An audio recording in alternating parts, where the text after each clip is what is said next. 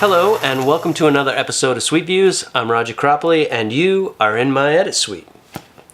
Now I know I said I was going to do a little thing about getting your media prep for post, but first I wanted to do a little, rant about some commercials that are starting to bug me.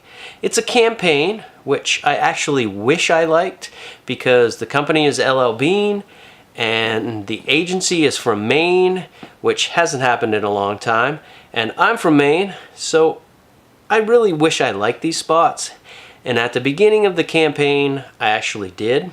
Now this campaign is Be an Outsider, which the use of the logo LL Bean and Be an Outsider, definitely a little inspiration. But the spot started out pretty strong. The first one was a guy coming out of his cabin dressed in his LL Bean flannel shirt, and he flips his welcome mat around so it says welcome to the outside, and then there's scenes of other people doing things outside, and it's pretty good. I mean, not spectacular, but a pretty good ad.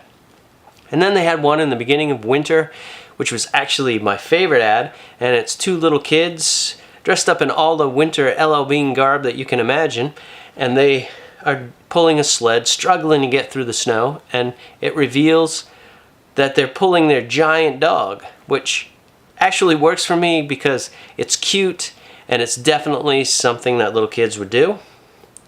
The next ad was Christmas, which this is where I started to lose my like of these spots. Now the Christmas ad is, it starts out with the family making the final preparations on Christmas Eve.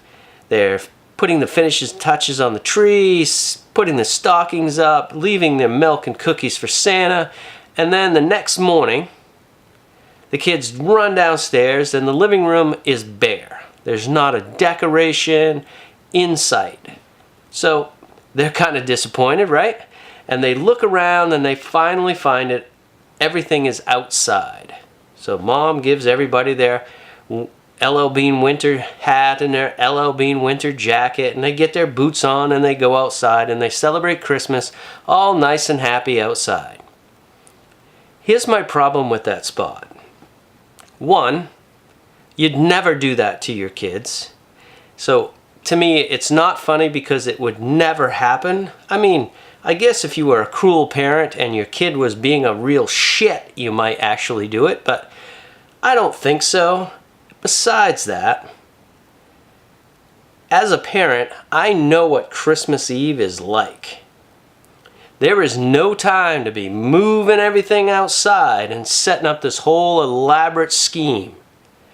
Your time is spent putting together toys, putting together bicycles, putting the batteries in things, all kinds of stuff that totally occupies your time and sometimes just frustrates the hell out of you. And you do it because your kids will get up in the morning and they'll be so excited and so happy, and that is what Christmas is about. Plus, I would never want to be outside that early in the morning on Christmas. I know my kids used to get up at like 5:30. Nope, don't care how big the fire is, don't care how great the clothes are from LL Bean. I want to be inside having a cup of coffee. I will say this about the Christmas spot, it was well done, it just irritated me.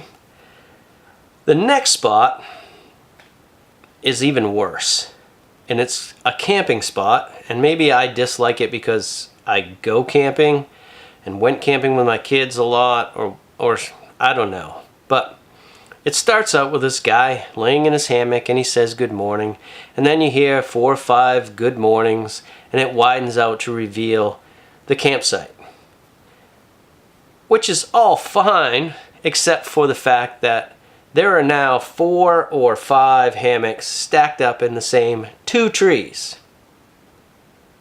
So this guy who spoke first is way at the top. First, how the hell did he get in his hammock? Did he shimmy up the tree?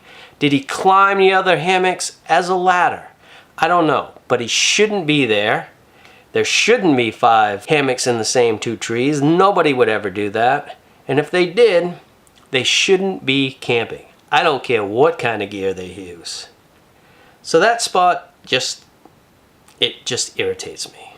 And when I was doing research on all these spots, just rewatching them and stuff, I found another spot on the web, which I haven't seen on the air, and it starts out with a can, an aluminum can with no label on it, a tight shot, and then someone kicks it and it widens out to a family playing in the backyard. Now I don't know about you, but I never once in my life ever played kick the can. And I'm 50 years old.